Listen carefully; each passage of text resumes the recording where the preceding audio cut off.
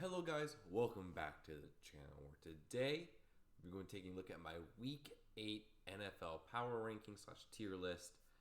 And there's some shakeup, especially at the top, as several teams have looked better or worse compared to previous weeks. And as well for a first time ever for me as well with a team that I truly love.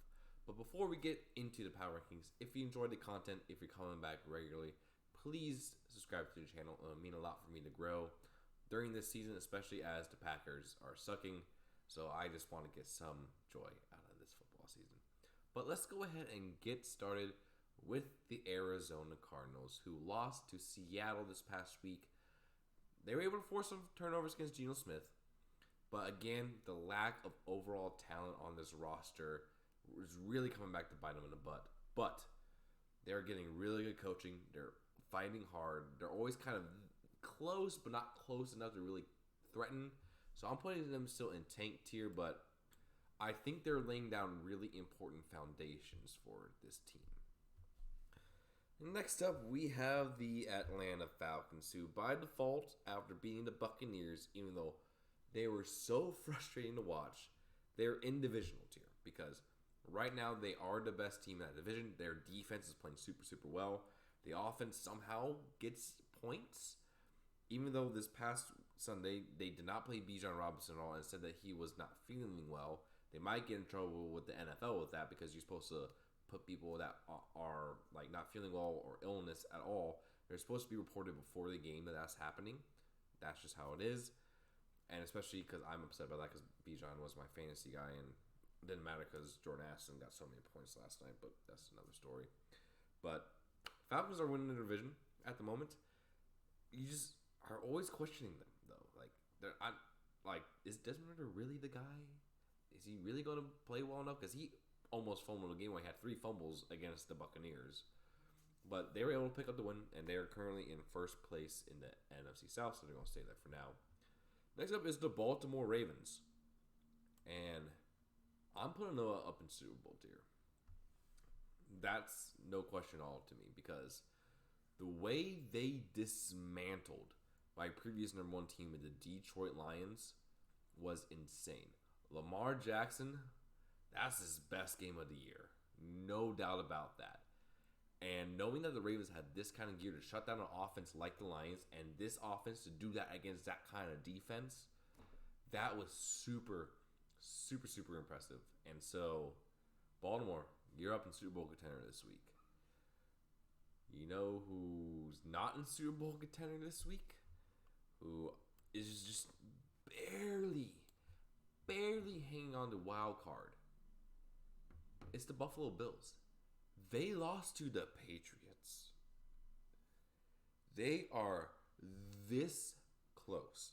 This close. I'm pulling up the NFL standings right here, right now, just to help me out. Because they are like...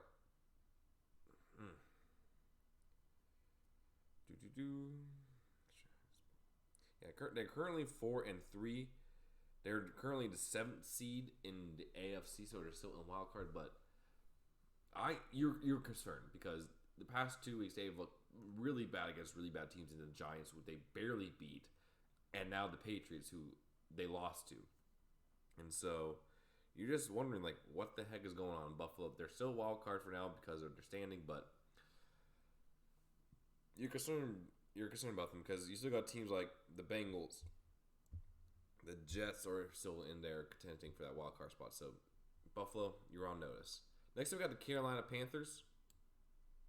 Even on the bye week, they're still the worst team in football by a large margin. I don't have any faith in them. And the fact that the Bears own your pick for this year's draft is terrible for you. Bad decision. So, Carolina's last. Moving up a tier, actually.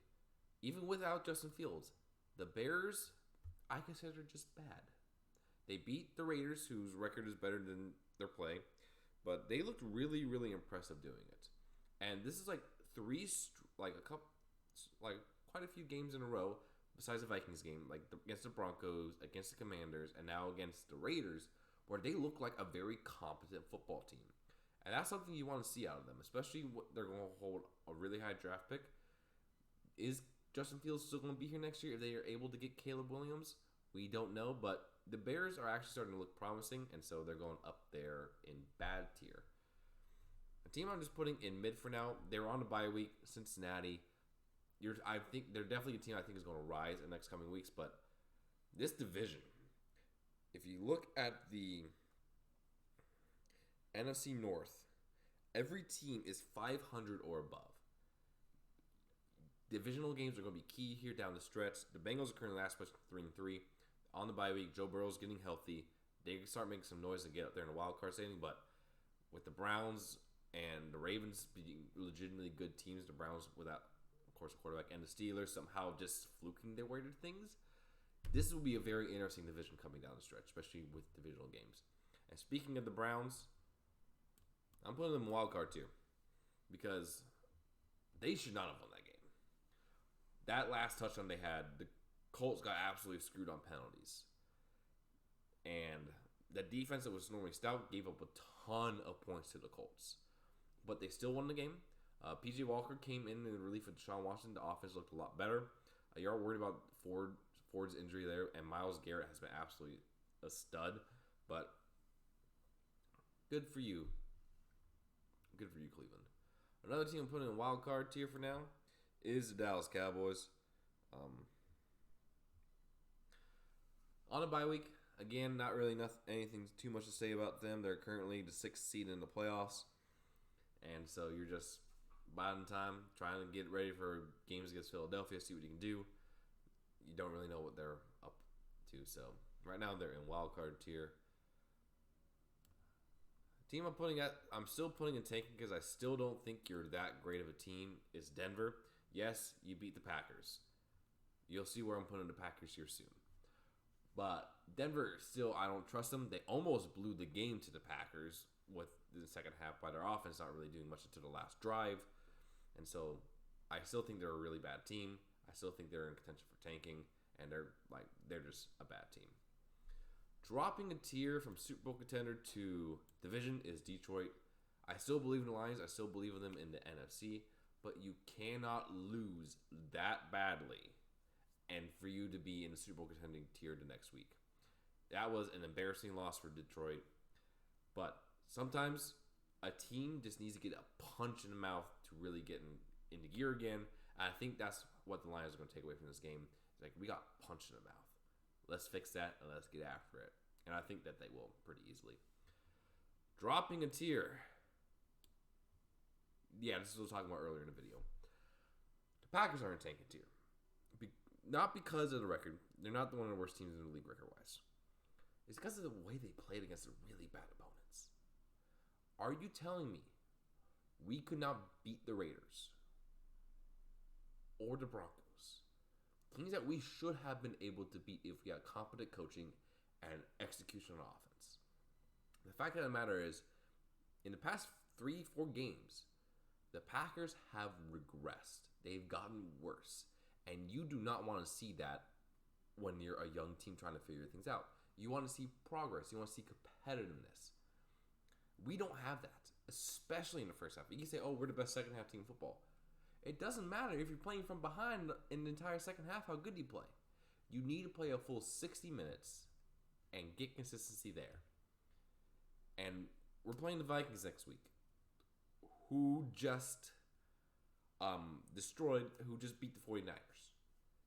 And the Packers, I think, have a really good shot of getting in really, really deep water if things do not right away. But that's a discussion for another video. Right now, the Packers are in tanking tier. So, they're down there at the bottom. Another team that is going to be in the mid-tier is the Houston Texans. They've played really solid football, better than expected this season. And a lot of that has to do with C.J. Stroud being the best rookie quarterback in the class. He should be front runner for Offensive Rookie of the Year just the way he's performing.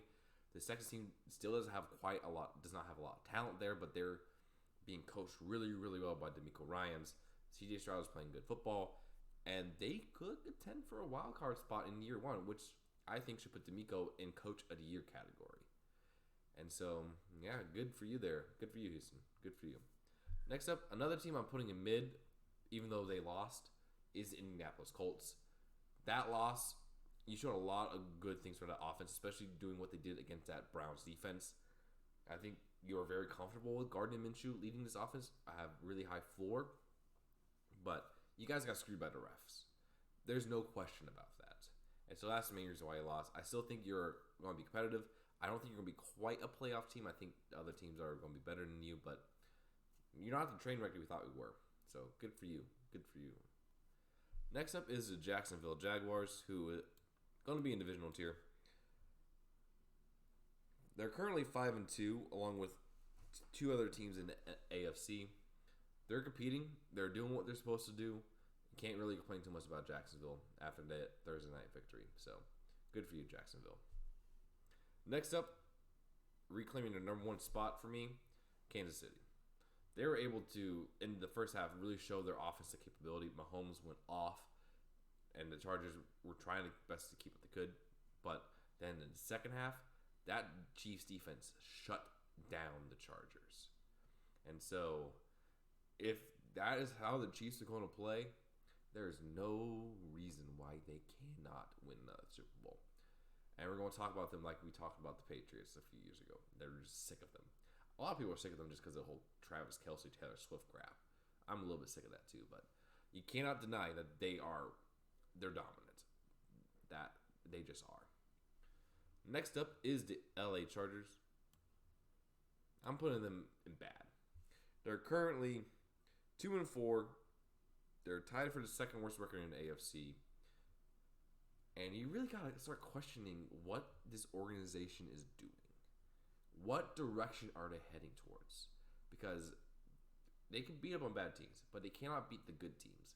And with a guy who's supposedly supposed to be this franchise quarterback, Justin Herbert, they have not done a lot of winning. And you got to look at the coaching staff, the organization as a whole, and figure out what the heck is going on with us. Because right now, we got no idea. Next up is the LA Rams, who are 3-4. I'm still putting them in mid because, like the Colts, they got screwed by an absolutely terrible call on that 4th and 1. Kenny Pickett not really getting it, but being marked it so. They got screwed by a chance to try to tie the game. I still don't think they're going to be a great team, but they're competitive. They're doing better than we thought they were, but I just don't think they're going to make the playoffs this year. Next up is the Raiders. You automatically get into bad tier if you get blown out by the Bears. That's just no question. What are they doing on offense? Brian Hoyer and Aiden O'Connell both cannot do anything. Jimmy Garoppolo will not be able to do anything. And it's just, what are you doing? Josh McDaniels needs to be on the hot seat. He is not playing well, not coaching well for them at all. And so you got to just wonder if they made a mistake letting Rich Bisaccia walk away and bring in Josh McDaniels. Next up is the Miami Dolphins, who, even though they lost to the Eagles, it was a very, very close competitive game. I'm putting them up in Super Bowl tier still. I still think they're one of the 4 or 5 best teams in football. They're going to be competing there at the end in the AFC with, I think, Baltimore and Kansas City. And so they're just still up there. You still got to wonder a little bit if they can beat good teams. But with the way that they beat every other team, you got to think they're going to break through at some point. Philadelphia is just also a really dang good team as well. So next up, we got Minnesota. Moving up to mid. I'm not ready to quite put in wildcard tier yet. After next week, they probably will be there after they probably demolish the Packers. They're currently the 8th seed in the NFC, but they dominated the 49ers. That defense dominated the 49ers. The offense was able to do really good, even though they kind of got lucky with some dropped interceptions and a lot of defensive penalties on the Niners that were called against them. But gotta respect it. Even with Justin Jefferson gone, they found another basic number 1 guy in Jordan Addison, and Kirk Cousins continues to be above average, doing what he's supposed to do. And so, yeah, Minnesota, you're moving up there in the tier. Good for you.